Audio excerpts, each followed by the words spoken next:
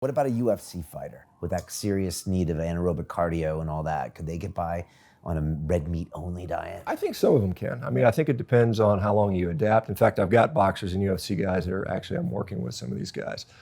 I think, certainly, many of them could do it, and some of them are doing it. Some of them find that just adding a little bit of carbohydrate for particular workouts seems to help as well. And I think, whatever works for them. Okay. But the strict carnivore diet is red meat only? Is that when you tell people like? Well, if we've got somebody that's got like a serious medical problem, and we want to try to figure it out, and I use this analogy a lot.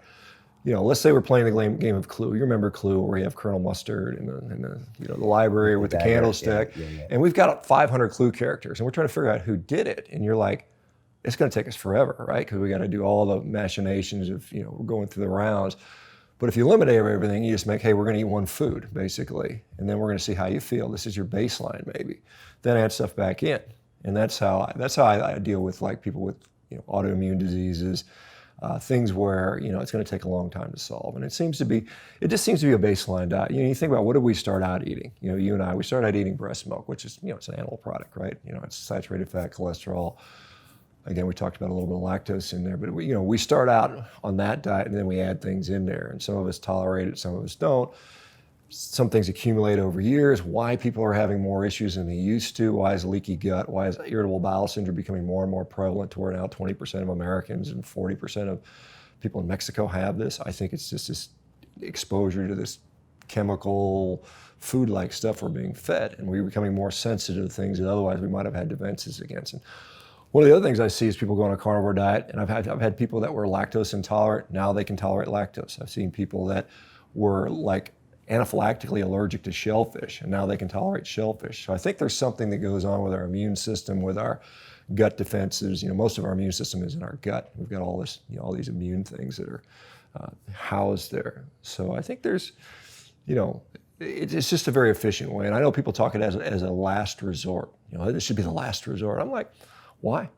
Why not just do the easy thing first? It's so simple and it's not hard to figure out. It's such an easy, they've got all these complicated dietary schemes. And I tell people, just go eat a bunch of meat. And you eat until you're full, and you stop eating when you start eating when you're hungry again. And it's like every animal on the planet does not need a calculator, an app, a fitness tracker to tell them how to eat and live. They just go out and eat.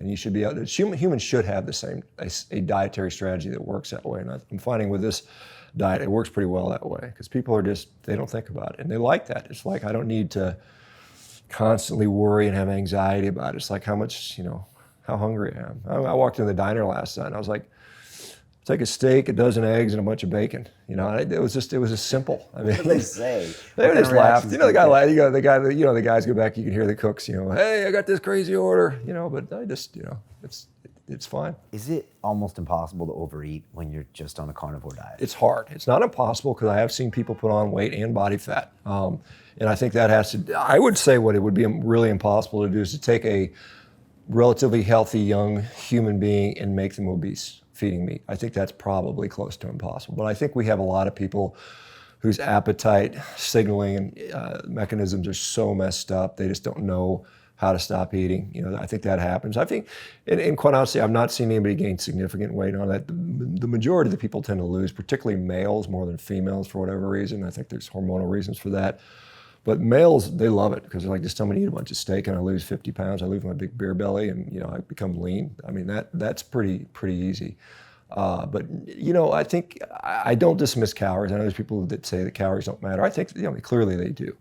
But I think what also matters is your appetite and how it's regulated, and how much and what compels you to eat. Because this is the one thing I do a lot of consultations with people, and I say, look, the first issue we have to do is we change your relationship with food. And if you can't stop, they ask me how much to eat. I say, eat enough meat so you don't end up eating cupcakes. And I mean, that makes sense to people, right? Just eat enough until you break this compulsion, these sort of addictive behaviors. And then the other things you might be interested in is that many people that do this diet that are alcoholic, drug addicts, smokers, prescription pain pill addicts, end up saying they don't need it anymore, which I think is profoundly interesting. Again, it may have to do with glucose stabilization, some of these other things. But I think that's particularly powerful.